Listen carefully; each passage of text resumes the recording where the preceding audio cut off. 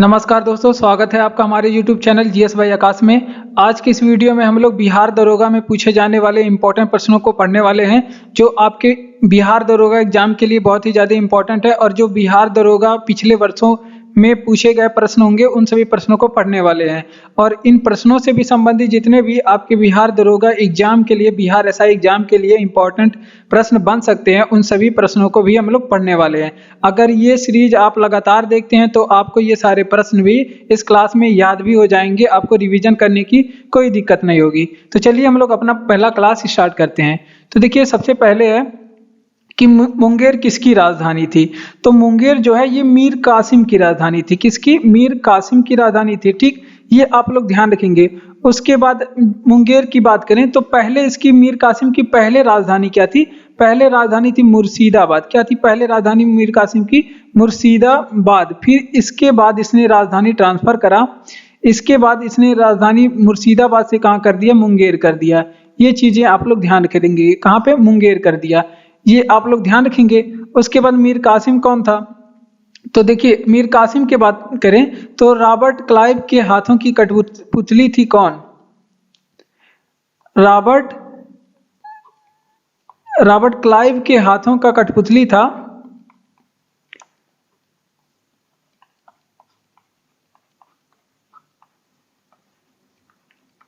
मीर कासिम। कौन था?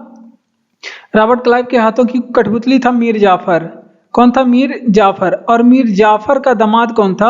आपसे पूछे कि मीर जाफर का दामाद कौन था, तो ये था आपका मीर कासिम। कौन था? मीर कासिम मीर जाफर का दामाद था। तो ये आप लोग ध्यान रखेंगे। ठीक, मीर कासिम कौन था? जाफर का दामाद था। उसके बाद तो इतनी चीजें आप लोग यहाँ से ध्यान रखेंगे। इसका हम लोग साथ में रिवीजन भी करते चलते हैं। देखिए, मुंगेर किसकी राजधानी थी? तो मुंगेर मीर कासिम की राजधानी थी। पहले मीर कासिम की पहले जो राजधानी थी वो मुर्शिदाबाद थी। कौन थी राजधानी? मुर्शिदाबाद। इसने मुर्शिदाबाद से ट्रांसफर करके मुंगेर किया था। ठीक, उसके बाद रॉबर्ट क्लाइव के हाथों की कठपुतली कौन था? रॉबर्ट क्लाइव के हाथों की कठपुतली था मीर जाफर। और मीर जाफर का दामाद कौन था? तो मीर जाफर का दामाद मीर कासिम था। इतनी चीजें आप लोग यहाँ से ध्यान रखेंगे। मीर जाफर का दामाद कौन था? मीर कासिम था। तो इतनी चीजें यहाँ से ध्यान रखेंगे। उसके बाद अगला प्रश्न है कि भूमध्य रेखा, कर्क रेखा और मकर रेखा गुजरती है। तो भूमध्य रेखा, कर्क रेखा और मकर रेखा तीनों अफ्रीका महाद्वीप से गुजरती है। किस महाद्वीप से? अफ्रीका महाद्वीप से गुजरती है। ये आप लोग ध्यान रखेंगे। उसके बाद आप लोग से अगर पूछ ले कि ब्राजील जो कि एक दक्षिण अमेरिका का देश है, ब्राजील कहाँ का देश है? दक्षिण अमेरिका का। यहाँ से कौन कौन सी रेखाएं गुजरती हैं? तो यहाँ से दो रेखाएं गुजरती है। इस देश से दो रेखाएं, मकर रेखा और भूमध्य रेखा। इससे दो रेखाएं गुजरती हैं, मकर रेखा और भूमध्य रेखा। अब सूर्य पूछा जाता है, सूर्य मकर रेखा पे कब होता है, कर्क रेखा पे कब होता है, या फिर विषुवत रेखा पे कब होता है, इसके बारे में हम लोग देख लेते हैं। तो आपसे पूछिए अगर कि सूर्य कर्क रेखा पे कब होता है, सूर्य कर्क रेखा पे कब होता है, तो ये 21 जून को होता है सूर्य कर्क रेखा पे। और पूछता है कि कर्क रेखा को कौन सी नदी दो बार काटती है, तो माही नदी इसे राजस्थान में दो बार काटती है। उसके बाद अगर आपसे पूछे कि सूर्य मकर रेखा पे कब दो बार चमकता है, मकर रेखा पे सूर्य कब होता है, तो ये आप लोग ध्यान रखेंगे कि 22 दिसंबर के दिन सूर्य मकर रेखा पे होता है। और मकर रेखा को कौन सी नदी दो बार काटती है, तो ये भी आप लोग के लिए इंपॉर्टेंट है। लिम्पोपो नदी दो बार काटती है। कौन सी नदी?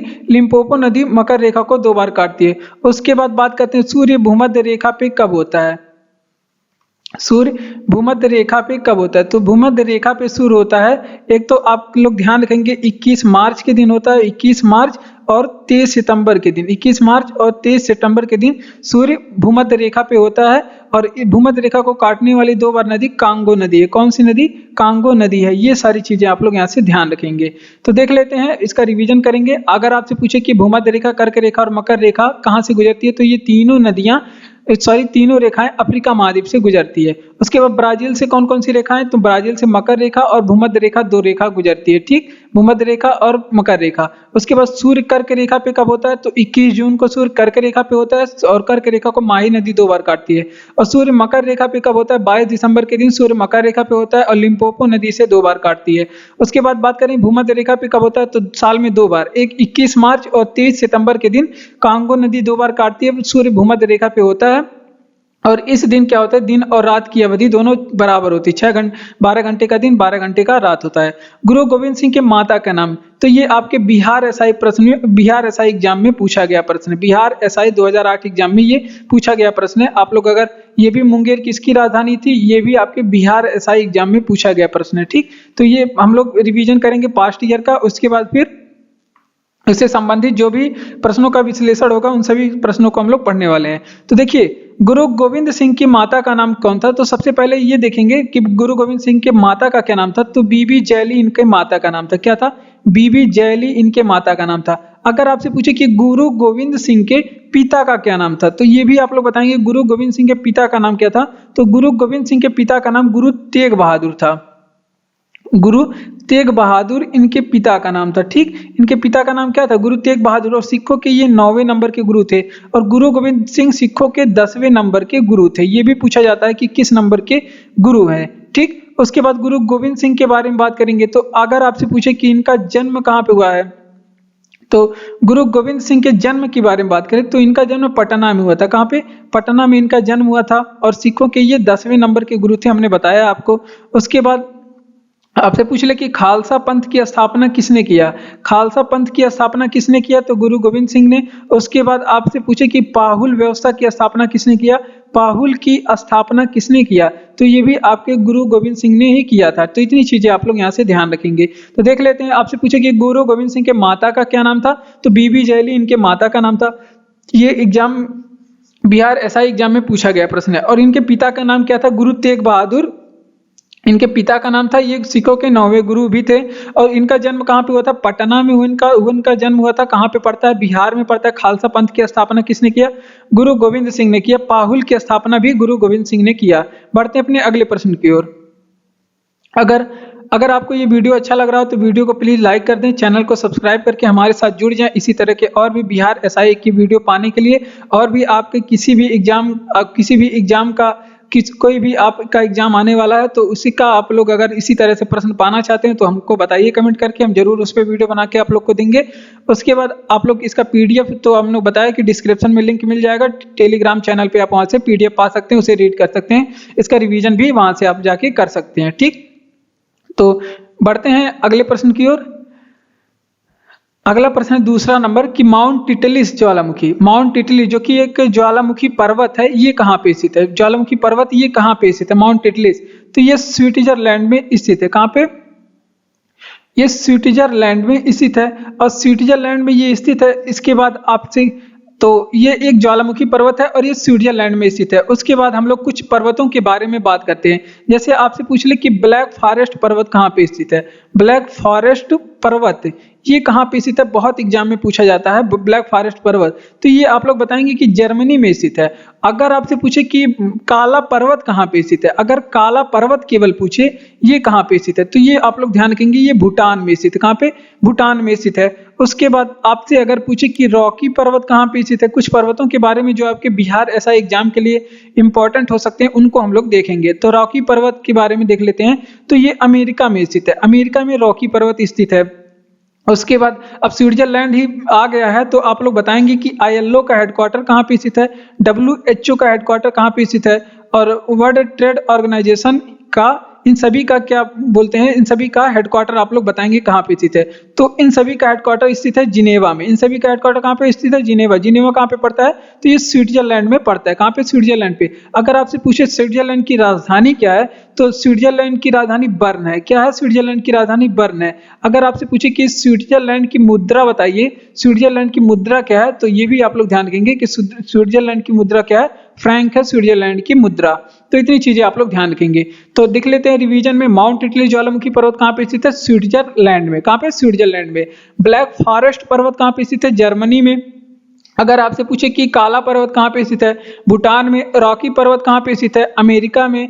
आईएलओ, डब्ल्यूएचओ और डब्ल्यूटीओ का हेडक्वार्टर कहाँ पे स्थित है, जिनेवा स्विट्जरलैंड में स्थित है। ठीक, और स्विट्जरलैंड की राजधानी कहाँ पे है, बर्न है स्विट्जरलैंड की राजधानी। मुद्रा क्या है, फ्रैंक है। इतनी चीजें यहाँ से आप लोग ध्यान रखेंगे।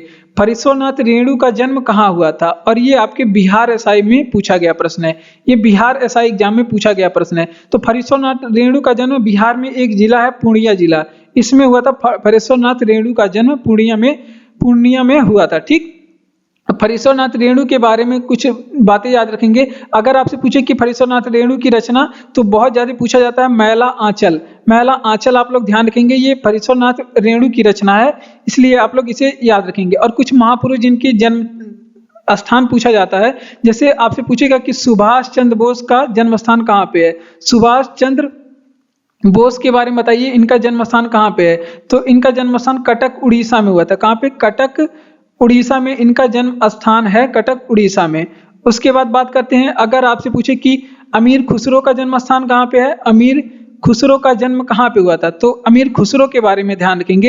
इनका जन्म पटियाली में हुआ था। कई बार एग्जाम में पूछा गया कहाँ पे, पटियाली में। और पटियाली कहाँ पे पड़ता है? उत्तर प्रदेश में पड़ता है। अगर आपसे पूछे कि महात्मा गांधी का जन्म स्थान कहाँ पे है, महात्मा गांधी जी का जन्म कहाँ पे हुआ था, तो महात्मा गांधी जी का जन्म पोरबंदर में हुआ था। कहाँ पे? पोरबंदर, जो कि गुजरात में पड़ता है।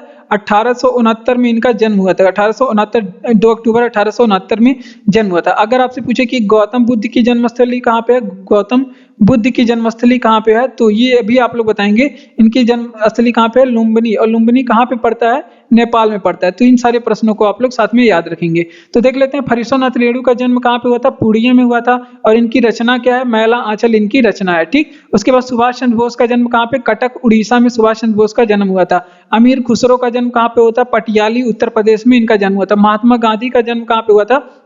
तो पोरबंदर गुजरात में इनका जन्म हुआ था। 1869, 2 अक्टूबर 1869। लुम्बिनी नेपाल में गौतम बुद्ध का जन्म हुआ था। इतनी चीजें आप लोग ध्यान रखेंगे। बोल, जंग लगने पे लोहे के भार में क्या परिवर्तन आता है, तो जंग लगने पे हमेशा लोहे के भार में क्या परिवर्तन आता है? लोहे का भार हमेशा बढ़ता है। क्या है? बढ़ता है। ये आप लोग ध्यान रखेंगे। और लोहे में जंग लगना, ये किस अभिक्रिया का उदाहरण है, तो ये है आपका, ये है किस चीज का उदाहरण? ये ऑक्सीकरण का उदाहरण है। लोहे में जंग लगना ये ऑक्सीकरण का उदाहरण है। ये भी आप लोग ध्यान रखेंगे। और लोहे में जो जंग लगना, ये कैसी क्रिया है, तो ये एक रासायनिक क्रिया है। कैसी क्रिया? आपसे पूछे कि रासायनिक क्रिया है कि रासायनिक अभिक्रिया है या फिर भौतिक अभिक्रिया, तो ये आप लोग बताएंगे कि रासायनिक अभिक्रिया है। ठीक, उसके बाद कुछ पॉइंट देखते हैं, जैसे जंग से हो गया, तो जंग से बचने के लिए लोहे पे कौन सी परत चढ़ाते हैं, ये एग्जाम में बहुत पूछा जाता है। तो जंग से बचने के लिए लोहे पे किसकी परत चढ़ाते हैं, तो जिंक की परत इस पे चढ़ाते हैं। और लोहे से बचने के लिए लोहे पे जिंक की परत चढ़ाना, इस क्रिया को क्या कहते हैं? इसको कहते हैं जस्तीकरण करना। क्या जस्तीकरण कहते हैं, या गैल्वेनाइजेशन, या क्या कहते हैं? गैल्वेनीकरण कहते हैं। क्या कहते हैं? गैल्वेनीकरण कहते हैं। ठीक, ये सारी चीजें आप लोग यहाँ से ध्यान रखेंगे। तो देख लेते हैं, अगर आपसे पूछे कि जंग लगने से लोहे के भार क्या होते हैं, बढ़ते हैं जंग लगने से लोहे का भार। और जंग लगना लोहे का कैसा उदाहरण है? ये ऑक्सीकरण का उदाहरण है। कैसा? ऑक्सीकरण का। और उसके बाद ये कैसी अभिक्रिया है, तो ये रासायनिक अभिक्रिया है। लोहे पे जंग लगना, और जंग लगने से बचने के लिए लोहे पे जिंक की परत चढ़ाते हैं। ये एग्जाम में पूछा जाता है। और इस क्रिया को क्या कहा जाता है? जस्तीकरण, गैल्वेनाइजेशन या फिर गैल्वेनीकरण कहा जाता है। ठीक, बढ़ते हैं अपने अगले प्रश्न की ओर। अगला प्रश्न है कि कामायनी पुस्तक के रचयिता कौन है, और ये बिहार एसआई 2008 के एग्जाम में पूछा गया प्रश्न है। ये बिहार प्रीवियस ईयर पूछा गया प्रश्न है। तो कामायनी के रचयिता कौन है, तो कामायनी के रचयिता है जयशंकर प्रसाद। तो ये तो हो गया आपका प्रश्न, कौन है? जयशंकर प्रसाद, ये कामायनी के रचयिता हैं। उसके बाद कुछ ऐसे पुस्तक देखते हैं जो बार बार एग्जाम में पूछे जाते हैं और आपके बिहार एसआई एग्जाम में भी पूछे जाने के संभावित प्रश्न होंगे। तो देखिए, तो मेघदूत की रचना कौन है, तो मेघदूत की रचना किसने किया? कालिदास ने किया। किसने? कालिदास ने किया। मेघदूत की रचना किसने किया?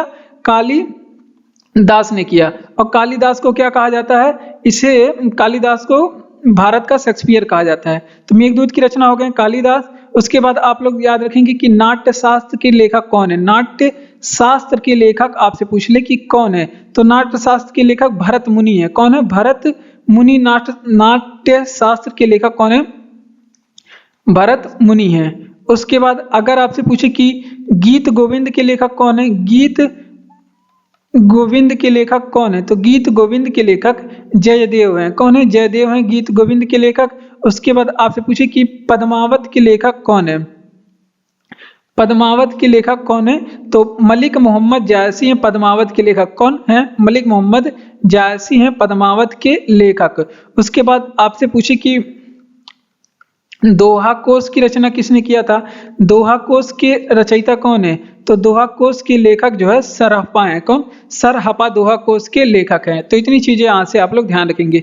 तो देख लेते हैं कामायनी पुस्तक के लेखक कौन है? जयशंकर प्रसाद है कामायनी पुस्तक के लेखक। और मेघदूत के लेखक कौन है? कालिदास हैं। नाट्य शास्त्र के लेखक कौन है? भरत मुनि आप लोग याद रखेंगे। इस सभी प्रश्न आप लोग कॉपी में नोट करेंगे। गीत गोविंद के लेखक कौन है? जयदेव हैं गीत गोविंद के लेखक, बहुत एग्जाम में पूछा जाता है। पद्मावत के लेखक भी एग्जाम में बहुत पूछा जाता है, मलिक मोहम्मद जायसी जी हैं पद्मावत के लेखक। और दोहा कोश के लेखक कौन है? सरहप्पा हैं दोहा कोश के लेखक। पानी का अधिकतम घनत्व होता है, तो पानी का अधिकतम घनत्व ये 4 डिग्री सेंटीग्रेड पे होता है। अब पानी से जुड़े हुए जो एग्जाम में बहुत ज्यादा प्रश्न पूछे जाते हैं उनको देख लेते हैं। तो अगर आपसे पूछे कि धरातल पर पानी का प्रतिशत कितना है, धरातल पे पानी कितने प्रतिशत है, तो धरातल पे पानी 71% है धरातल पे पानी। अगर आपसे पूछे कि पानी का हिमांक बिंदु कितना होता है, हिमांक मतलब कितने बिंदु पे पानी जम जाता है, तो 0 डिग्री सेंटीग्रेड पे ये जम जाता है। अगर आपसे पूछे कि पानी का क्वथनांक कितना होता है, तो क्वथनांक तो आप सभी जानते हैं कि 100 डिग्री सेंटीग्रेड पे पानी क्या होता है? उबलने लगता है। लेकिन आपसे पूछे कि केल्विन पैमाने पे कितना होता है, तो 373 डिग्री केल्विन होता है। लेकिन आपसे पूछे कि फारेनहाइट पैमाने पे कितना होता है, तो 212 फारेनहाइट पैमाने पे होता है। ठीक, तो इतनी चीजें यहाँ से ध्यान रखेंगे। अगर आपसे पूछे कि पानी का अपवर्तनांक कितना होता है, पानी का अपवर्तनांक कितना होता है, तो 1.33 होता है पानी का अपवर्तनांक। अगर आपसे पूछे कि पानी का क्रांतिक कोण कितना होता है, क्रांतिक कोण पानी का कितना होता है, तो ये होता है आपका कितना 48.2 डिग्री सेंटीग्रेड। कितना? 48.2 डिग्री सेंटीग्रेड 2 डिग्री इसका होता है क्रांतिक कोण है। ठीक, और अगर आपसे पूछे कि तालाब का पानी है, ये भी एग्जाम में बहुत पूछा जाता है कि तालाब के पानी को शुद्ध करने के लिए उसमें क्या मिलाया जाता है, तो तालाब के पानी के शुद्ध करने के लिए उसमें क्या क्लोरीन का प्रयोग किया जाता है, उसमें क्लोरीन मिलाया जाता है। इतनी चीजें यहाँ से आप लोग ध्यान रखेंगे। इसका रिवीजन करेंगे कि पानी का घनत्व अधिकतम होता है, तो 4 डिग्री सेंटीग्रेड पे पानी का घनत्व अधिकतम होता है। और धरातल पर पानी कितना परसेंट है? 71% पे धरातल पे पानी है। और पानी का हिमांक बिंदु कितना है? 0 डिग्री सेंटीग्रेड पानी का हिमांक बिंदु है। और पानी का क्वथनांक कितना है? 100 डिग्री सेंटीग्रेड पानी का क्वथनांक है। अगर केल्विन पैमाने पे पूछे तो 373 केल्विन, और फारेनहाइट पैमाने पे 212 फारेनहाइट। उसके बाद आपसे पूछे कि पानी का अपवर्तनांक कितना होता है, 1.33 पानी का अपवर्तनांक होता है। आपके एग्जाम के लिए बहुत ही ज्यादा इंपॉर्टेंट है। और आपसे पूछे कि पानी का क्रांतिक कोण कितना होता है, तो 48.2 होता है पानी का क्रांतिक कोण। ठीक, 48.2। उसके बाद अगर आपसे पूछे कि तालाब के पानी को शुद्ध करने के लिए उसमें क्या मिलाया जाता है, तो तालाब के पानी को शुद्ध करने के लिए उसमें क्लोरीन का प्रयोग किया जाता है। किसमें? क्लोरीन का प्रयोग किया जाता है। अर्थशास्त्र पुस्तक किसने लिखा, तो अर्थशास्त्र पुस्तक के लेखक कौन है? चाणक्य हैं। कौन है? चाणक्य। इन्हें और किस नाम से जाना जाता है, तो इन्हें विष्णुगुप्त भी कहा जाता है। इनके 3 नाम है, विष्णुगुप्त भी है, चाणक्य भी है, इनका कौटिल्य भी नाम है, कौटिल्य नाम से भी जाना जाता है। ठीक, इस 3 नाम से जाना जाता है। और इन्हें चाणक्य को क्या कहा जाता है, ये आपसे पूछे तो इन्हें भारत का मैकियावेली कहते हैं। भारत का मैकियावेली कहते हैं। तो ये भी आप लोग ध्यान रखेंगे, इन्हें भारत का मैकियावेली कहा जाता है। अब इनकी पुस्तक के बारे में बात करेंगे। अर्थशास्त्र नामक ये पुस्तक पूछा जाता है कि किस विषय से संबंधित था, तो ये संबंधित था राजनीति से। किससे संबंधित था? राजनीति से संबंधित था। अगर आपसे पूछे कि अर्थशास्त्र नामक पुस्तक इसकी जो भाषा थी ये किस भाषा में लिखे थे, तो इसे इन्होंने संस्कृत भाषा में लिखा था। किस भाषा में? संस्कृत भाषा में लिखा था। और बात करते हैं कि ये चंद्रगुप्त कौटिल्य कौन थे, तो ये चंद्रगुप्त के दरबार में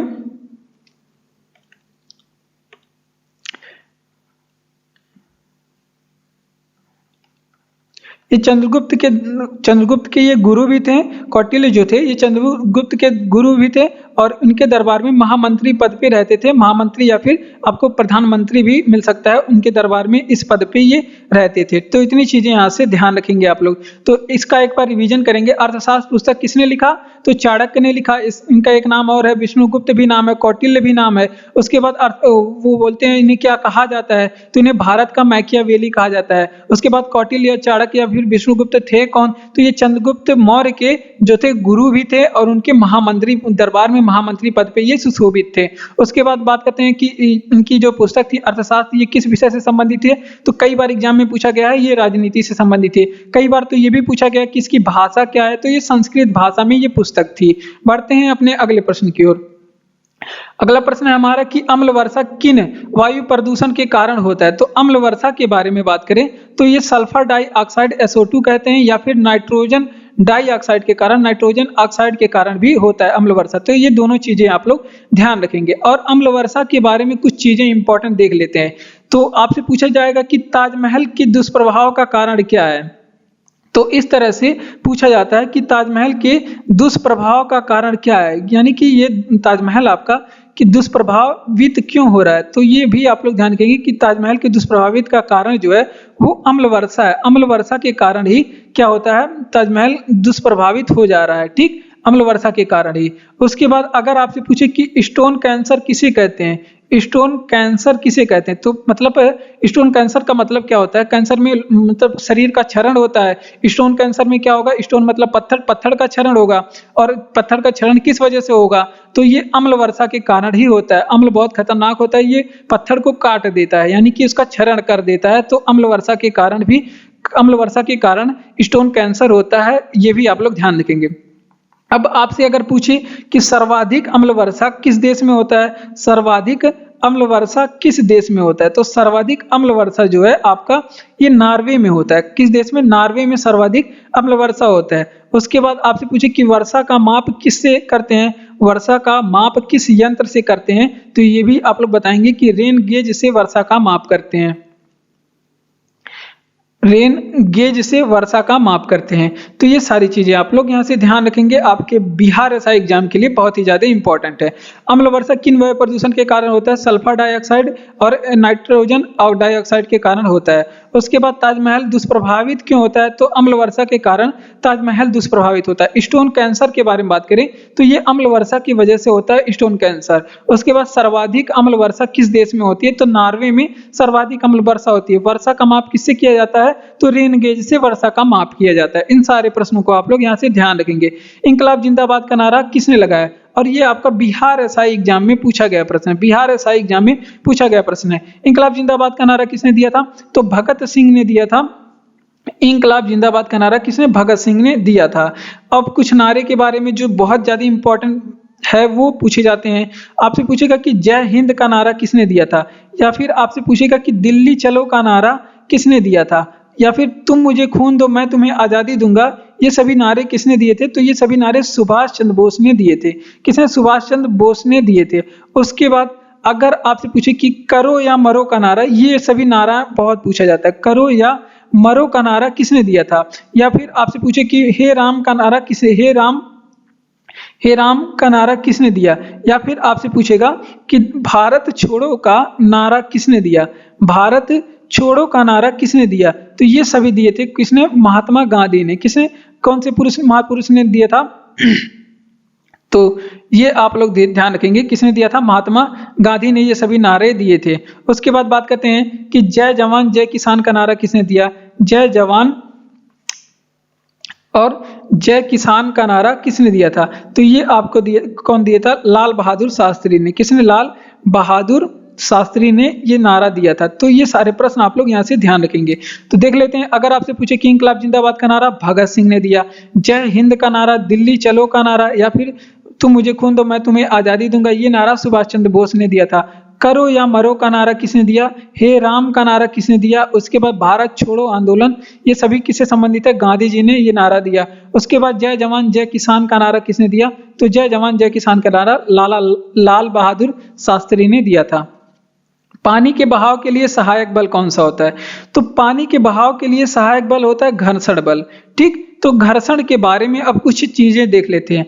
अगर कोई वस्तु एक दूसरी वस्तु पे सरक रही है तो उसमें कौन सी घर्षण काम करेगा, तो आप लोग बताएंगे कि सरकती हुई वस्तु में कौन सा घर्षण काम करता है, उस घर्षण को क्या कहते हैं, तो उसमें सर्पी घर्षण कहते हैं। घर्षण कई प्रकार के होते हैं, तो अगर कोई एक वस्तु दूसरी वस्तु पे सरक रही है तो उसे सर्पी घर्षण कहेंगे। ठीक, और जिसे स्लाइडिंग भी कहते हैं। स्लाइडिंग वाला पहले एक फोन भी आता था, सरका के खोला जाता था, ठीक, स्लाइड किया जाता था। ठीक, तो उससे आप लोग समझ जाएंगे। उसके बाद लुढ़कती हुई वस्तु में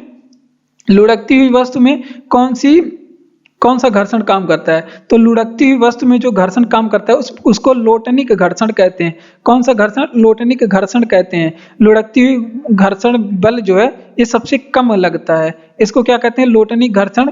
ये सबसे कम होता है। क्या होता है? सबसे कम घर्षण लगता है। जैसे कोई वस्तु लुढ़कती हुई जा रही है, जैसे आपको कोई पानी का बोतल है, आप उसको लुढ़का दिए तो वो लुढ़कती आगे रोटेट होती होती चली जाएगी। और जैसे मतलब बाइक का टायर भी है, वो भी लुढ़कते ही आगे जाता है, वो भी लोटनिक घर्षण में आएगा। और ये लोटनिक घर्षण ये सबसे कम होता है। ठीक, ये सबसे कम होता है। अगर कोई वस्तु एक दूसरी वस्तु पे लुढ़क रही है, वो सबसे कम होगा लोटनिक घर्षण। अगर आप गाड़ी में ब्रेक लगाते हैं तो वो किस वजह से संभव हो पाता है? गाड़ी में ब्रेक की घटना किस वजह से संभव हो पाता है? तो ये भी आपका घर्षण की वजह से ही संभव हो पाता है। तो ये सारी चीजें आप लोग यहाँ से ध्यान रखेंगे। तो देख लेते हैं, पानी के बहाव के लिए सहायक बल घर्षण बल सहायक होता है। सरकती हुई वस्तु में कौन सा घर्षण होता है? तो इसमें सर्पी घर्षण होता है, जिसे स्लाइडिंग कहते हैं। और लुढ़कती हुई वस्तु में कौन सा घर्षण होता है? तो लुढ़कती हुई वस्तु में लोटनिक घर्षण होता है। सबसे कम घर्षण कौन सा होता है? लुढ़कती वस्तु में लोटनिक घर्षण सबसे कम होता है। गाड़ी में ब्रेक लग रहा है तो उसके लिए भी कौन सा बल जिम्मेदार होगा? तो इसके लिए भी घर्षण बल जिम्मेदार होगा। बढ़ते हैं अगले प्रश्न की ओर। अगला प्रश्न है कि भारत की सबसे लंबी तटरेखा वाला राज्य, और ये बिहार एसआई 2008 के एग्जाम में पूछा गया प्रश्न है। तो ये सभी प्रश्न तो पूछने वाले ज्यादा मतलब उतना संभावना है नहीं, लेकिन इनसे संबंधित जो प्रश्न हम बता रहे हैं आपको वो ज्यादा इंपॉर्टेंट हो जाता है। जैसे अब ये प्रश्न आ गया कि भारत की सबसे लंबी तटरेखा वाला राज्य कौन सा है? तो गुजरात है। आप सभी बता देंगे, बच्चा भी बता देगा, तो गुजरात राज्य है। ठीक, अब गुजरात से जो इंपॉर्टेंट प्रश्न बन सकते हैं उससे हम लोग देखते हैं और उससे अनुमान लगाएंगे। उससे संभावित प्रश्न जो आपके बिहार एसआई एग्जाम में पूछने की संभावना हो सकती है, उन सभी प्रश्नों को समझने की प्रयास करेंगे। तो अब बात करते हैं सोमनाथ मंदिर कहाँ पे स्थित है। तो ये आप लोग अगर एग्जाम में आए तो बताएंगे आप लोग गुजरात में स्थित है। कुछ का परियोजना है, जैसे आप लोग से पूछ लिया जाए कि काकरा पार परियोजना कहाँ पे स्थित है, और फिर आपसे पूछे कि उकाई परियोजना कहाँ पे स्थित है। उकाई परियोजना कहाँ पे स्थित है? तो ये आपका ताप्ती नदी पे स्थित है। ताप्ती नदी क्यों बता रहे हैं? क्योंकि ये जो परियोजना है ये गुजरात राज्य में स्थित है। उसके बाद कुछ परियोजना जैसे सरदार सरोवर बांध पूछ ले, सरदार सरोवर बांध पूछ ले, ये कहाँ पे स्थित है? तो सरदार सरोवर बांध ये नर्मदा नदी पे स्थित परियोजना है। किस नदी पे? नर्मदा नदी पे स्थित परियोजना। और ये किस राज्य में है? गुजरात राज्य में है।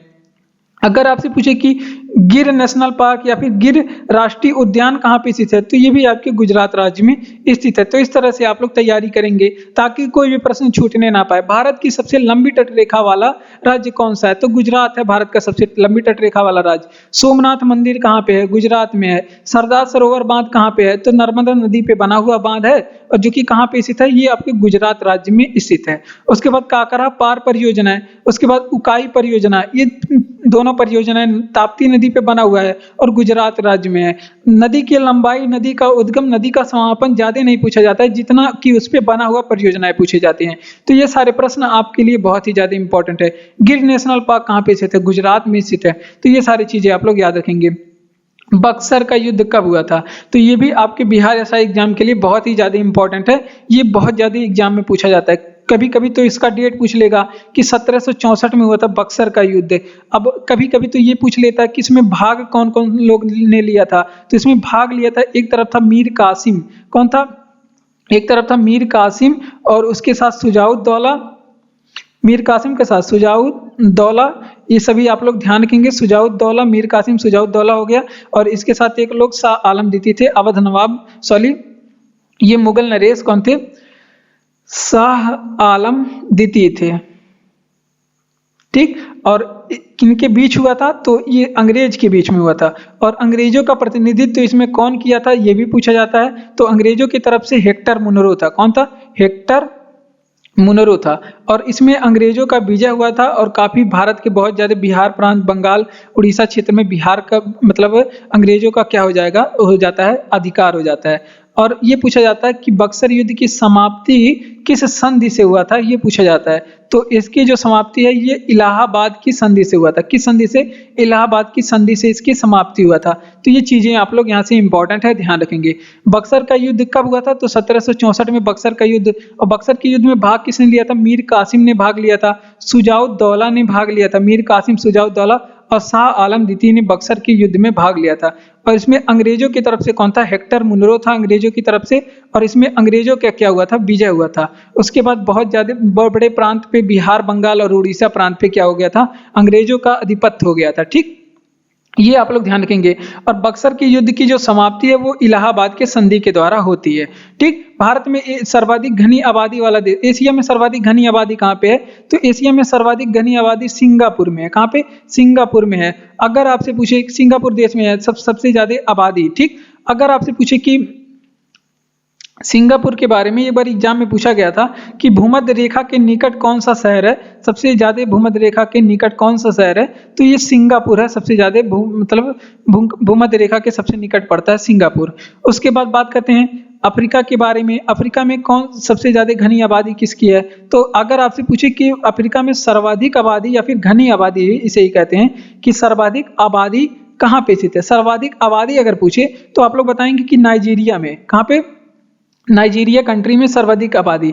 लेकिन आपसे पूछे कि उड़ीसा अफ्रीका में सबसे घनी आबादी कहाँ पे रहती है, सबसे घनी आबादी वाला देश कौन सा है? तो मॉरिशस में है सबसे घनी आबादी। कहाँ पे? मॉरिशस में सबसे घनी आबादी। उसके बाद जैसे भारत की बात करते हैं, भारत में आपसे पूछे कि घनी आबादी कहाँ पे है, भारत में घनी आबादी कहाँ पे पाई जाती है? तो सबसे ज्यादा घनी आबादी कहाँ पे? बिहार में पाया जाता है। कहाँ पे? बिहार में पाया जाता है। 1106 है प्रति वर्ग व्यक्ति प्रति वर्ग किलोमीटर स्क्वायर में। अगर आपसे पूछे कि सर्वाधिक आबादी, अगर घनी आबादी पूछे तो बिहार, लेकिन आपसे पूछे कि सर्वाधिक आबादी किस राज्य में पाई जाती है, सर्वाधिक आबादी किस राज्य में पाई जाती है, तो हो जाएगा कहाँ पे? उत्तर प्रदेश में। कहाँ पे? उत्तर प्रदेश में सर्वाधिक आबादी पाई जाती है। तो इतना चीजें आप लोग ध्यान रखिए। एशिया में सर्वाधिक घनी आबादी सिंगापुर में। ठीक, और भूमध्य रेखा की ये निकट है, तो ये भी आप लोग ध्यान रखेंगे। अफ्रीका में सर्वाधिक आबादी अगर पूछे तो नाइजीरिया में, लेकिन आपसे पूछे अफ्रीका का घनी आबादी वाला कंट्री कौन सा है, तो मॉरिशस हो जाएगा। और जैसे भारत की बात करें तो भारत में घनी आबादी बिहार की है 106 नहीं 1106 व्यक्ति प्रति वर्ग किलोमीटर में है। और सर्वाधिक आबादी कहाँ पे है, किस राज्य में है? तो उत्तर प्रदेश में है। सर्वाधिक आबादी किस राज्य में है? यूपी में है। ठीक, इतनी चीजें आप लोग यहाँ से ध्यान रखेंगे। बढ़ते हैं अपने अगले प्रश्न की ओर। तो अगर आपको वीडियो अच्छा लग रहा हो तो चैनल को सब्सक्राइब करिए, वीडियो को लाइक करके अपने दोस्तों तक शेयर भी करिए उन्हें, और कमेंट करके अगर आप बताएंगे कि ये वीडियो आपको कैसा लगा और अपना राय इसमें देना चाहते हैं तो भी दीजिए, तो हमको बहुत अच्छा लगेगा। और पीडीएफ के बारे में बात करें तो टेलीग्राम पे मिलेगा और लिंक आपको डिस्क्रिप्शन में इसका मिल जाएगा। ठीक,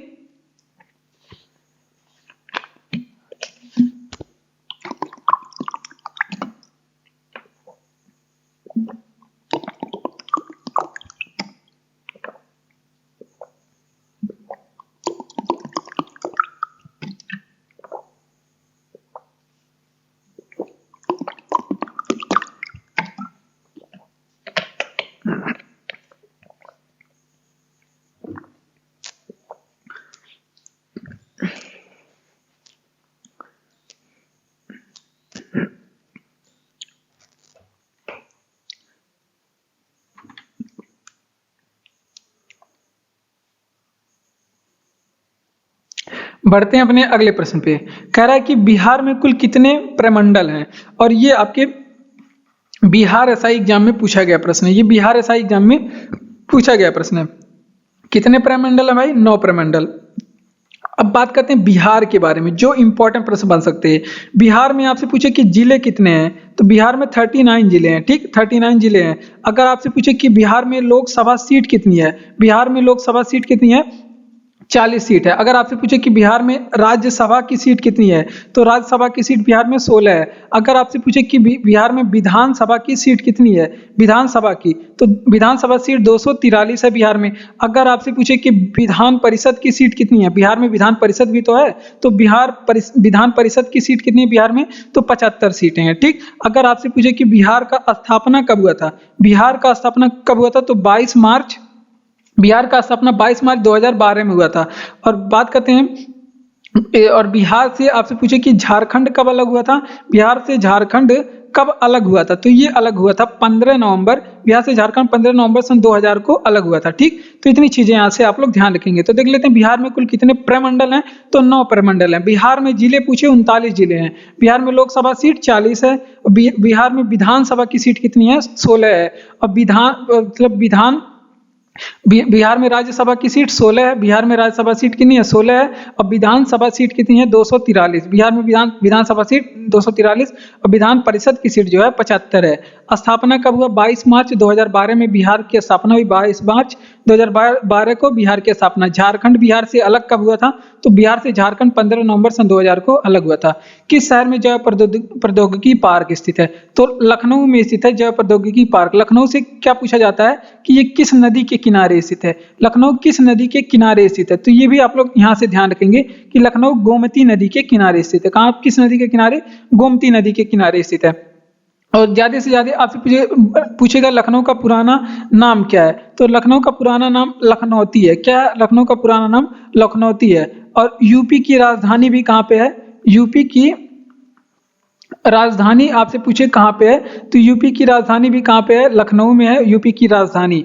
उसके बाद वहीं आपसे पूछे कि SIDBI, Small Industrial Development Bank of India, SIDBI के बारे में बात करें कि सीडबी का हेडक्वार्टर कहाँ पे स्थित है, तो ये भी आपके लखनऊ में स्थित है। कहाँ पे, सीडबी का हेडक्वार्टर लखनऊ में स्थित है। उसके बाद आपसे पूछे कि केंद्रीय औषधि अनुसंधान कहाँ पे स्थित है, केंद्रीय औषधि अनुसंधान कहाँ पे स्थित है, तो केंद्रीय औषधि अनुसंधान भी आपके कहाँ पे स्थित है, ये लखनऊ में स्थित है। कहाँ पे, लखनऊ में स्थित है। तो इतनी चीजें लखनऊ से याद रखेंगे।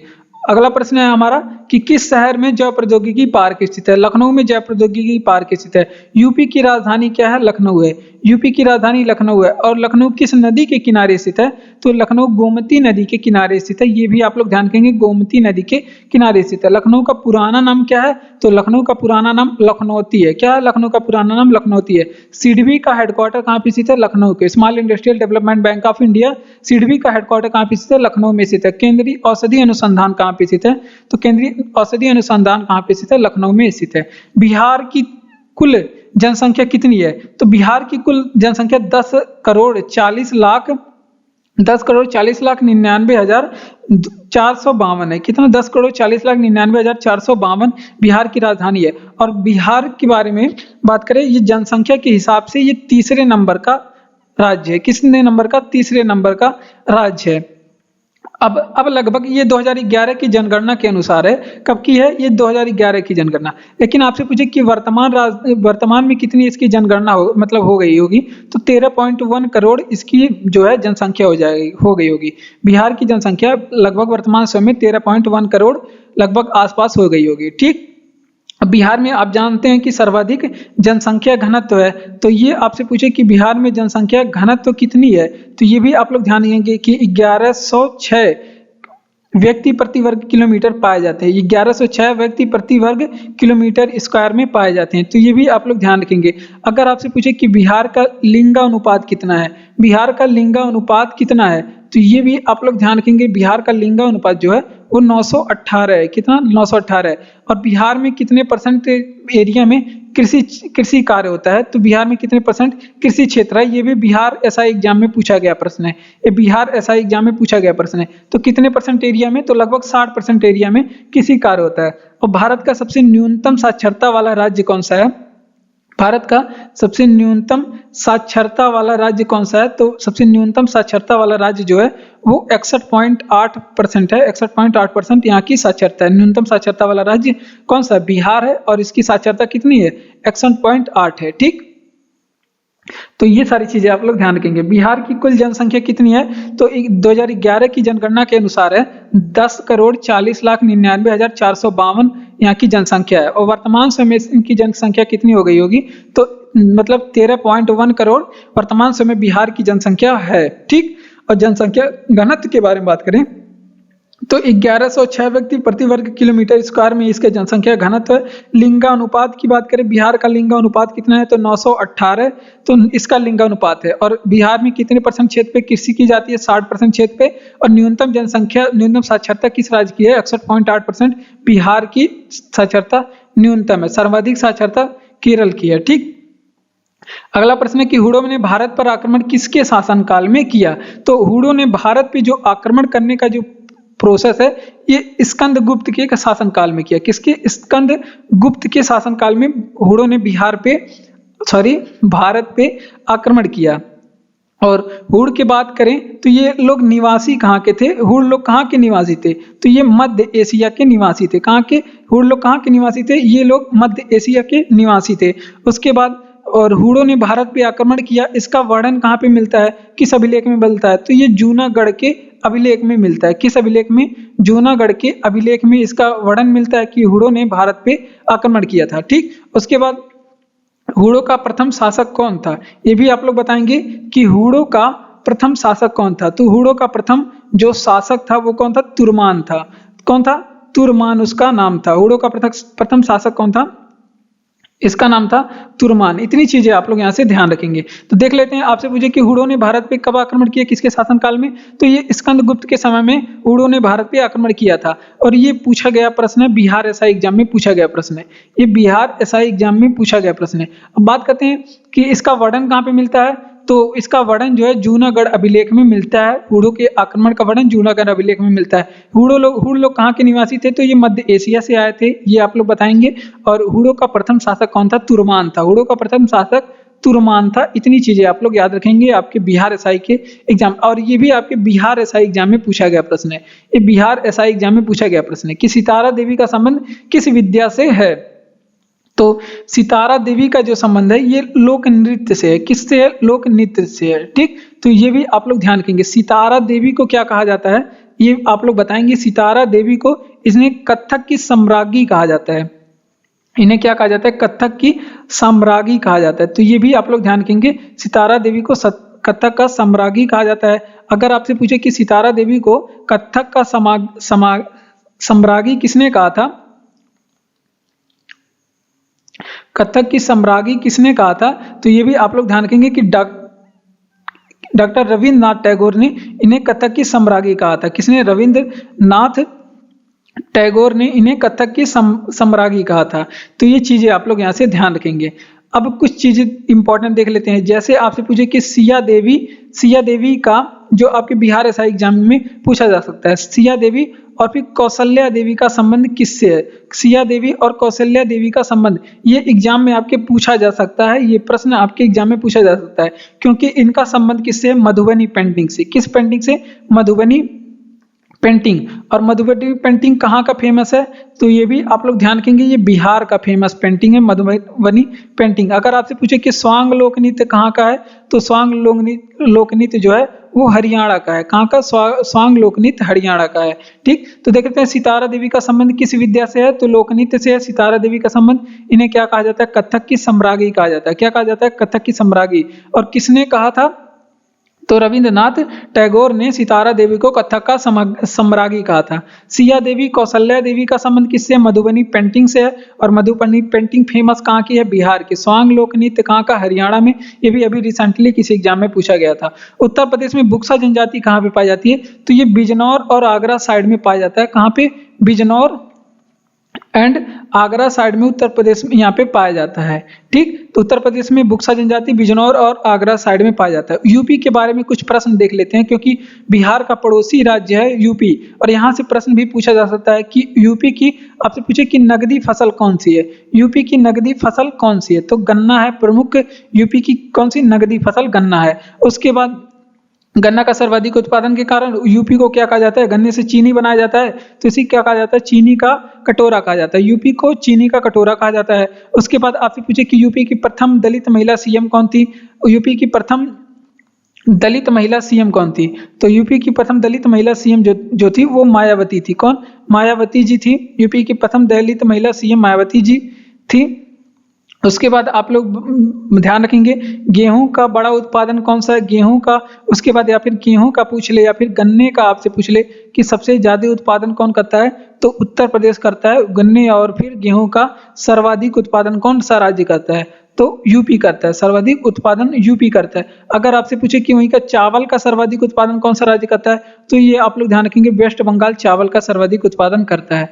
तो इतनी चीजें यहाँ पे आप लोग ध्यान रखेंगे। उत्तर प्रदेश में बुक्सा जनजाति कहाँ पाई जाती है, तो बिजनौर साइड में, उत्तर प्रदेश में बिजनौर और आगरा साइड में उत्तर प्रदेश में बुक्सा जनजाति पाई जाती है। यूपी की नगदी फसल कौन सी है, गन्ना यूपी का नगदी फसल है, इसलिए यूपी को चीनी का कटोरा कहा जाता है। विश्व में चीनी का कटोरा क्यूबा को कहा जाता है। और प्रथम दलित महिला सीएम कौन है, यूपी की मायावती जी हैं प्रथम दलित महिला सीएम। गेहूं का सबसे बड़ा उत्पादन राज्य और गन्ने का सबसे बड़ा उत्पादक राज्य कौन सा है, उत्तर प्रदेश है। चावल का सबसे बड़ा उत्पादक जो है पश्चिम बंगाल है। ठीक, बढ़ते अपने अगले प्रश्न की ओर। अगला प्रश्न है कि पटना हाईकोर्ट की स्थापना कब हुई थी, और ये आपका बिहार एसआई 2008 एग्जाम में पूछा गया प्रश्न है। बिहार एसआई 2008 में पूछा गया प्रश्न है, पटना हाईकोर्ट की स्थापना कब हुई थी, तो इसकी जो स्थापना है 3 फरवरी 1916 में हुई थी। 3 फरवरी 1916 में पटना हाईकोर्ट का स्थापना हुई थी। अब हाईकोर्ट के बारे में कुछ इंपॉर्टेंट प्रश्न देख लेते हैं। अगर आपसे पूछे कि भारत का सबसे बड़ा हाईकोर्ट भवन कौन सा है, भारत का सबसे बड़ा हाईकोर्ट भवन कौन सा है, कहाँ का, किस हाईकोर्ट का सबसे बड़ा हाईकोर्ट भवन है, तो ये भी आप लोग ध्यान रखेंगे कि रांची हाईकोर्ट का सबसे बड़ा हाईकोर्ट भवन है। और रांची कहाँ का हाईकोर्ट है, झारखंड का हाईकोर्ट है। और सबसे नवीनतम हाईकोर्ट भारत का कौन सा है, सबसे नवीनतम हाईकोर्ट कौन सा है, तो अमरावती हाईकोर्ट है सबसे नवीनतम हाईकोर्ट। कौन सा, अमरावती हाईकोर्ट है सबसे नवीनतम हाईकोर्ट। ये आंध्र प्रदेश हाईकोर्ट है, आंध्र प्रदेश का। और अमरावती हाईकोर्ट की आपसे पूछे कि स्थापना कब हुई थी, तो इसकी जो स्थापना 1 जनवरी 2019 को हुई थी। कब, 1 जनवरी 2019 को इसकी स्थापना हुई थी। अगर आपसे पूछे कि भारत का सबसे पुराना हाईकोर्ट कौन सा है, सबसे पुराना हाईकोर्ट कौन सा है, तो ये आप लोग ध्यान रखेंगे कि कोलकाता का जो हाईकोर्ट है, कोलकाता हाईकोर्ट, ये भारत का सबसे पुराना हाईकोर्ट है। तो इतनी चीजें हाईकोर्ट से आप लोग ध्यान रखेंगे। पटना हाईकोर्ट की स्थापना कब हुई थी, तो पटना हाईकोर्ट की स्थापना 3 फरवरी 1916 में हुई थी। भारत का सबसे बड़ा हाईकोर्ट भवन कौन सा है, तो रांची है। जैसे आके यहाँ पे बच्चों में किसी किसी का घर बहुत बड़ा होगा, किसी का घर छोटा होगा, तो ये पूछ रहा है कि सबसे बड़ा हाईकोर्ट भवन किसका है, तो रांची का है। सबसे नवीनतम हाईकोर्ट किसका है, सबसे नवीनतम जो हाईकोर्ट है वो अमरावती हाईकोर्ट है, आंध्र प्रदेश का हाईकोर्ट है। इसकी स्थापना 1 जनवरी 2019 को, ये भी डेट इंपॉर्टेंट है, पूछा जाता है। उसके बाद सबसे पुराना हाईकोर्ट कौन सा है, कोलकाता हाईकोर्ट सबसे पुराना हाईकोर्ट है। ठीक, अगला प्रश्न है कि मुद्रा प्रणाली में दशमलव पद्धति की शुरुआत कब हुई, तो ये बहुत ही ज्यादा इंपॉर्टेंट प्रश्न है। तो ये आपकी बिहार एसआई एग्जाम के लिए इंपॉर्टेंट है। 1 अप्रैल 1957 को मुद्रा प्रणाली में दशमलव पद्धति की शुरुआत हुई। ठीक, तो ये आप लोग ध्यान रखेंगे। अगर आपसे पूछे कि मुद्रा प्रणाली की प्रबंधकर्ता कौन है, ये भी एग्जाम में पूछा जाता है कि मुद्रा प्रणाली का प्रबंध कौन देखता है, मुद्रा प्रणाली का प्रबंधकर्ता आप लोग बताएंगे कौन होता है, तो मुद्रा प्रणाली का प्रबंधकर्ता RBI, Reserve Bank of India करता है। ठीक, और आपसे पूछे कि मुद्रा का पहली बार अवमूल्यन कब हुआ था, मुद्रा का पहली बार अवमूल्यन कब हुआ था, तो मुद्रा का पहली बार अवमूल्यन 1949 में हुआ था। मुद्रा का पहली बार अवमूल्यन आईएमएफ के बारे में बात करेंगे, इंटरनेशनल मॉनेटरी फंड, इसके बारे में बात करेंगे। अंतरराष्ट्रीय मुद्रा कोष इसका फुल फॉर्म होता है, कई बार तो इसका फुल फॉर्म ही पूछ लेता है। तो इसके मुद्रा के बारे में बात करेंगे। तो अभी तो मुद्रा के बारे में सबसे पहले बताएंगे कि इसकी स्थापना कब हुई थी, तो आईएमएफ की स्थापना जो है वो 1945 में हुई थी। अगर आपसे पूछे कि आईएमएफ का हेडक्वार्टर कहाँ पे स्थित है, तो वाशिंगटन में इसका हेडक्वार्टर स्थित, कहाँ पे, वाशिंगटन डीसी में इसका हेडक्वार्टर स्थित है। आईएमएफ की मुद्राएं 5 है, जिसे क्या बोलते हैं, एसडीआर कहते हैं, एसडीआर कहते हैं, स्पेशल डाइंग राइट कहते हैं। ठीक, और इसमें कौन सी मुद्रा है, तो ये भी आप लोग ध्यान रखेंगे। इसकी मुद्राएं पूछी जाती हैं, pound dollar yen euro yuan. कौन, पाउंड डॉलर येन यूरो, और फिर कौन सी मुद्रा है इसका, युआन। तो इतनी इसकी मुद्राएं हैं, कौन सी, pound dollar yen euro yuan, तो इतनी तो इसकी मुद्राएं हैं, याद रखेंगे आप लोग। तो देख लेते हैं, आपसे पूछे कि मुद्रा प्रणाली में दशमलव पद्धति की शुरुआत किसने की, कब हुई, तो 1 अप्रैल 1957 में मुद्रा प्रणाली में दशमलव पद्धति की शुरुआत हुई। उसके बाद बात करते हैं कि मुद्रा प्रणाली के प्रबंधकर्ता कौन है, रिजर्व बैंक ऑफ इंडिया मुद्रा प्रणाली के प्रबंधकर्ता है। मुद्रा का पहली बार जो अवमूल्यन है कब हुआ था, 1949 में मुद्रा का पहली बार अवमूल्यन हुआ था। आईएमएफ की मुद्रा क्या है, एसडीआर, स्पेशल डाइंग राइट उसे बोलते हैं। इसमें 5 मुद्राएं आती हैं, कौन कौन सी, pound dollar yen euro yuan. ठीक, ये आप लोग ध्यान रखेंगे। ठीक, उसके बाद आईएमएफ की स्थापना 1945 में, हेडक्वार्टर वाशिंगटन डीसी में। महावीर स्वामी की मृत्यु कहाँ पे हुई थी? तो महावीर स्वामी की मृत्यु की बात करें तो पावापुरी में इनकी मृत्यु हुई थी। कहाँ पे? पावापुरी में मृत्यु हुई थी। और पावापुरी कहाँ पे पड़ता है? राजगीर में पड़ता है। और राजगीर कहाँ पे पड़ता है? ये बिहार में पड़ता है। यहाँ पे इनकी मृत्यु हुई थी। ठीक, और मृत्यु कब हुई थी? तो 468 बीसी में इनकी मृत्यु हुई थी। कब? 468 बीसी में। और महावीर स्वामी के बारे में बात करेंगे तो ये जैन धर्म के जो है अंतिम तीर्थंकर थे। अंतिम तीर्थंकर, यानी कि इनके बाद कोई भी जैन धर्म में तीर्थंकर नहीं आया। और ये 24 नंबर के और अंतिम तीर्थंकर थे। और जन्म की बात करें कि महावीर स्वामी का जन्म कब हुआ था? तो 540 बीसी में इनका जन्म हुआ था। कब? 540 बीसी में। और जन्म के बारे में ध्यान रखेंगे, कुंडग्राम वैशाली में इनका जन्म हुआ था। कुंडग्राम वैशाली में इनका जन्म हुआ था। और ये आपके 540 बीसी में इनका जन्म हुआ था। ठीक, और बचपन का नाम इनका पूछा जाता है कि इनके बचपन का क्या नाम था? महावीर स्वामी के बचपन का नाम कभी कभी बचपन का नाम नहीं मतलब ऐसे इंडिकेट नहीं करता है बचपन का नाम, सीधे महावीर स्वामी के नाम की जगह पे क्या वो लिख देता है? वर्धमान लिख देता है। वर्धमान महावीर स्वामी ऐसे करके भी लिख देता है। तो बचपन का नाम इनका वर्धमान था, ये भी आप लोग ध्यान रखेंगे। और महावीर स्वामी का जो प्रथम अनुयायी था वो कौन था? ये भी एग्जाम में पूछा जाता है। तो महावीर स्वामी का प्रथम अनुयायी जमाली थे। और जमाली कौन थे? इनके स्वयं के क्या थे? दामाद थे। जमाली कौन थे? इनके दामाद थे। तो इतनी चीजें यहाँ से आप लोग ध्यान रखेंगे। तो देख लेते हैं, आपसे पूछे कि महावीर स्वामी की मृत्यु कहाँ हुई थी? तो पावापुरी राजगीर बिहार में इनकी मृत्यु हुई थी। कहाँ पे? पावापुरी राजगीर में बिहार में इनकी मृत्यु हुई थी 468 बीसी में। और ये जो है जैन धर्म के अंतिम तीर्थंकर थे, 24वें नंबर के तीर्थंकर थे। इनका जन्म कब हुआ था? तो इनका जन्म 540 बीसी में हुआ था। और कहाँ पे? कुंडग्राम वैशाली में इनका जन्म हुआ था। 540 बीसी कुंडग्राम वैशाली में। बचपन का नाम क्या था इनका? वर्धमान था। और प्रथम अनुयायी इनके जमाली, जो कि इनके दामाद थे। तो इन सारे प्रश्नों को आप लोग यहाँ से ध्यान रखेंगे। ठीक, बढ़ते हैं अपने अगले प्रश्न की ओर। अगला प्रश्न है कि जौनपुर शहर की स्थापना किसने किया था? तो जौनपुर शहर की स्थापना फिरोज शाह तुगलक ने किया था। किसने? फिरोज शाह तुगलक ने किया था। जौनपुर शहर की स्थापना किसने? फिरोज शाह तुगलक। फिरोज शाह तुगलक, एफएसटी शॉर्ट में हम लोग इसे बोलेंगे। ठीक, और ये पूछा जाता है कि कौन सा शासक ऐसा था कि जो बेरोजगारों को रोजगार दिया? बेरोजगारों को क्या दिया? बेरोजगारों को क्या दिया? बेरोजगारों को रोजगार दिया। क्या दिया? बेरोजगारों को रोजगार दिया। उसके बाद इसने क्या किया? नहरों का क्या करवाया? नहरों का निर्माण भी इसने करवाया। किसका? नहरों का निर्माण करवाया। तो नहरों का निर्माण और बेरोजगारों को रोजगार देने वाले शासक कौन थे? तो फिरोज शाह तुगलक थे। ये नहरों का निर्माण करवाए और बेरोजगारों को रोजगार भी दिया।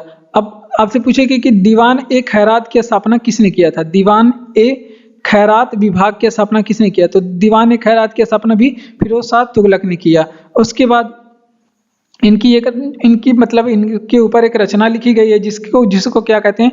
तारीख ए फिरोज शाही कहते हैं। क्या कहते हैं? तारीख ए फिरोज शाही कहते हैं। और तारीख ए फिरोज शाही के लेखक कौन है, या फिर राइटर आपसे पूछिए कौन है? तो जियाउद्दीन बर्नी है। कौन है?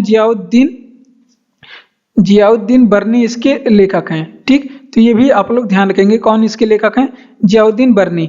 उसके बाद बात करते हैं इकता प्रथा किसने शुरू किया था? इकता प्रथा तो आप लोग जानते हैं कि कई बार हमने बताया कि इकता प्रथा इल्तुतमिश ने शुरू किया था। गुलाम वंश या फिर दास वंश या फिर मामलूक वंश का शासक था, तो इल्तुतमिश तो शुरू किया था। लेकिन यहाँ से प्रश्न पूछा जाएगा कि इकता प्रथा दोबारा शुरू किसने किया? तो आप लोग बताएंगे कौन किया था? फिरोज शाह तुगलक ने इकता प्रथा दोबारा शुरू किया था। तो इतनी चीजें इंपॉर्टेंट है फिरोज शाह तुगलक से। तो देखिए जौनपुर शहर की स्थापना, ये भी प्रश्न कई बार एग्जाम में पूछा गया है। तो इसकी स्थापना फिरोज शाह तुगलक ने स्वयं किया था। और फिरोज शाह तुगलक, लेकिन आपसे पूछे कि बेरोजगारों को रोजगार देने वाला शासक या फिर नहरों का निर्माण कराने वाला शासक कौन था? तो फिरोज शाह तुगलक थे। दीवान ए खैरात की स्थापना किसने किया? फिरोज शाह तुगलक। तारीख ए फिरोज शाही की स्थापना किसने किया? जियाउद्दीन बर्नी ने तारीख फिरोज शाही। इकता प्रथा किसने शुरू किया? इल्तुतमिश ने। लेकिन दोबारा शुरू किसने किया था? फिरोज शाह तुगलक ने किया था। झारखंड देश का कौन सा राज्य है?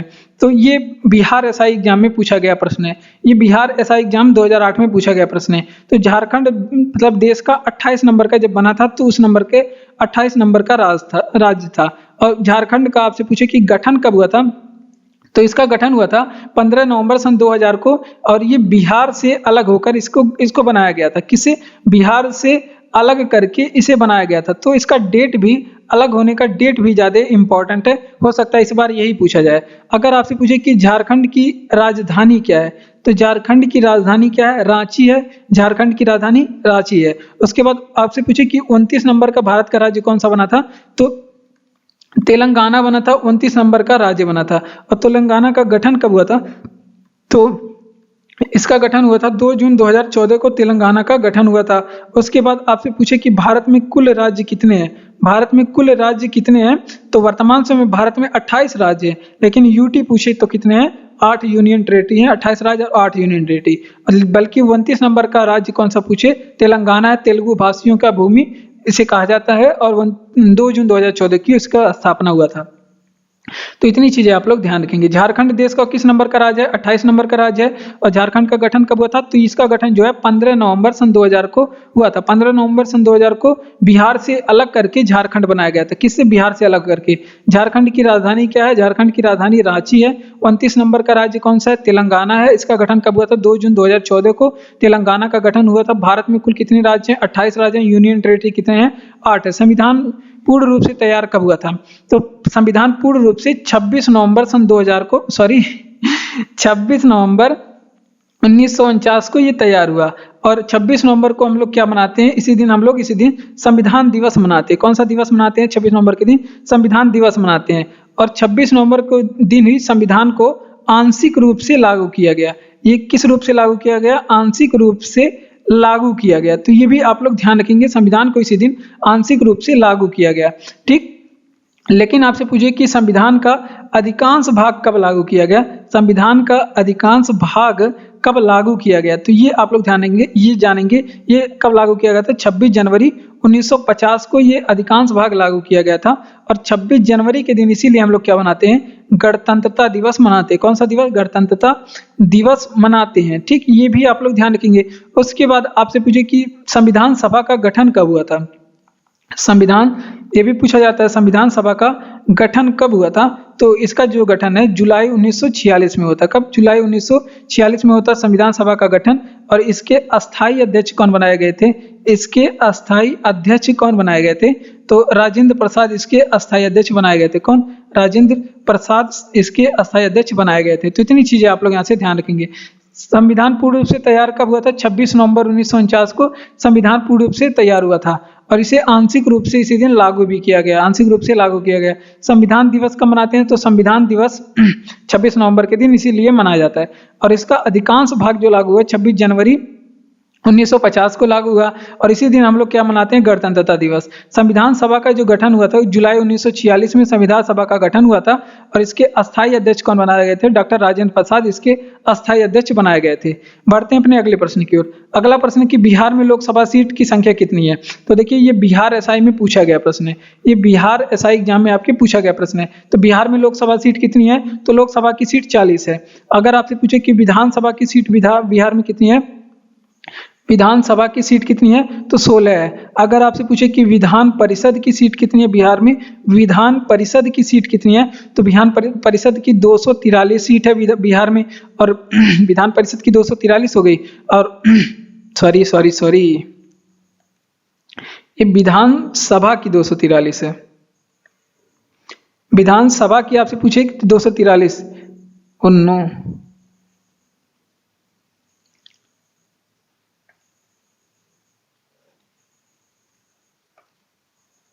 बिहार में राज्यसभा की कितनी सीट है, 16 सीट है। और विधानसभा की कितनी है, 243। अगर आपसे पूछे कि विधान परिषद की कितनी सीट है, विधान परिषद की कितनी सीट है, तो विधान परिषद की बिहार में 16 सीट है। तो इतनी चीजें आप लोग ध्यान रखेंगे। अगर आपसे पूछे कि बिहार की स्थापना कब हुआ था, तो बिहार का स्थापना 22 मार्च, बिहार की स्थापना कब हुआ था, 22 मार्च 2012 को बिहार की स्थापना हुई थी। उसके बाद आपसे पूछे कि बिहार की राजधानी क्या है, तो बिहार की राजधानी पटना है। क्या है, बिहार की राजधानी पटना है। बिहार में जिले कितने हैं, तो बिहार में 39 जिले। इतनी चीजें आप लोग यहाँ से याद रखेंगे।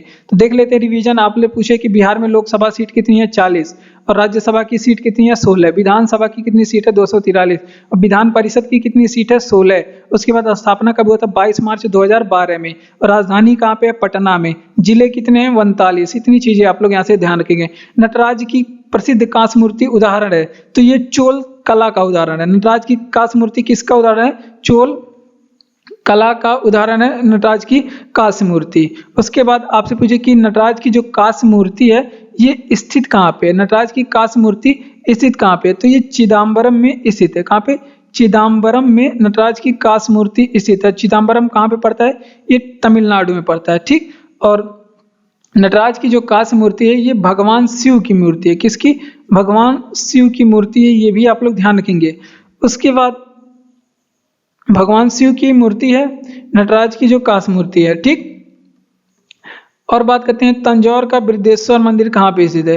तंजौर का बृहदेश्वर मंदिर कहाँ पे स्थित है, तो तंजौर का जो बृहदेश्वर मंदिर है ये इसका निर्माण किसने करवाया था, तो तंजौर का जो बृहदेश्वर मंदिर है इसका निर्माण राजराज प्रथम ने करवाया था। किसने? राजराज प्रथम चोल ने करवाया था। राजराज प्रथम चोल ने करवाया था। अगर आपसे पूछे कि ये किस शैली में स्थित है, तो ये द्रविड़ शैली में। दक्षिण भारत की जितनी भी मंदिरें हैं ये सभी किस शैली में बनेंगी, तो ये द्रविड़ शैली में ही निश्चित रूप से बनेंगी। ठीक, उसके बाद आपसे पूछे कि चोल वंश का संस्थापक आप लोग बताइए। चोल वंश के बारे में कि चोल वंश का संस्थापक कौन था, ये भी पूछा जाता है एग्जाम में। तो चोल वंश का संस्थापक कौन था? विजयालय था। किसने कौन था? विजयालय था। तो ये सारी चीजें आप लोग यहाँ से ध्यान रखेंगे। तो देख लेते हैं नटराज की प्रसिद्ध कांस्य मूर्ति का उदाहरण है चोल कला का उदाहरण है। नटराज की प्रसिद्ध कांस्य मूर्ति चोल कला का उदाहरण है। और बात करते हैं भगवान शिव की ये मूर्ति है स्थित कहाँ पे है? चिदम्बरम तमिलनाडु में स्थित है। तंजौर बृहदेश्वर मंदिर कहाँ पे स्थित है? इसका निर्माण राजराज प्रथम चोल ने करवाया था। राजराज प्रथम चोल ने करवाया था। द्रविड़ शैली की मूर्ति है। और चोल वंश की संस्थापक कौन है? विजयालय हैं चोल वंश के संस्थापक। अंतर्राष्ट्रीय महिला दिवस कब मनाता है? बिहार एसआई प्रश्न में, बिहार एसआई में पूछा गया प्रश्न है। अंतर्राष्ट्रीय महिला दिवस कब मनाया जाता है? तो अंतर्राष्ट्रीय महिला दिवस ये 13 फरवरी के दिन मनाया जाता है। कब मनाते हैं? 13 फरवरी के दिन मनाते हैं। वहीं आप लोग ध्यान रखेंगे बाल दिवस कब मनाते हैं, तो बाल दिवस ये 14 नवंबर के दिन मनाते हैं, जो कि आज है बाल दिवस। 14 नवंबर बाल दिवस। और वहीं आप लोग पूछे विश्व पर्यावरण दिवस कब मनाते हैं? विश्व पर्यावरण दिवस ये कब मनाते हैं, तो ये 5 जून को मनाते हैं। विश्व पर्यावरण दिवस 5 जून को मनाते हैं। और राष्ट्रीय उपभोक्ता दिवस कब मनाते हैं? राष्ट्रीय उपभोक्ता दिवस कब मनाते हैं, तो राष्ट्रीय उपभोक्ता दिवस जो है इस 24 दिसंबर के दिन मनाते हैं राष्ट्रीय उपभोक्ता दिवस। और हिंदी दिवस आपसे पूछे कि कब मनाते हैं हिंदी दिवस, ये कब मनाते हैं? ये 14 सितंबर के दिन मनाते हैं हिंदी दिवस। तो ये सारे दिवस आप लोग यहाँ से ध्यान रखेंगे। तो देखिए अंतर्राष्ट्रीय महिला दिवस कब मनाते हैं? 13 फरवरी के दिन। बाल दिवस कब मनाते हैं? 14 नवंबर के दिन। और राष्ट्रीय उपभोक्ता दिवस कब मनाते हैं? 24 दिसंबर के दिन राष्ट्रीय उपभोक्ता। विश्व पर्यावरण दिवस कब मनाते हैं? 5 जून को दिन मनाते हैं। हिंदी दिवस कब मनाते हैं? 14 सितंबर के दिन मनाते हैं। तो बढ़ते हैं अपने अगले प्रश्न की ओर। तो धन्यवाद, आज की वीडियो में बस इतना ही। जय हिंद, मिलते हैं अगले वीडियो में। तब तक के लिए आप लोग खुश रहिए, पढ़ते रहिए और चैनल को सब्सक्राइब करके हमारे साथ जुड़ जाइए। टेलीग्राम चैनल पे लिंक है, आपको डिस्क्रिप्शन में दिया गया है, वहाँ पे आपको मिल जाएगा PDF, वहाँ से आप इसको पढ़ सकते हैं। और भी वीडियो को लाइक करिए, अपने दोस्तों तक शेयर भी करिए।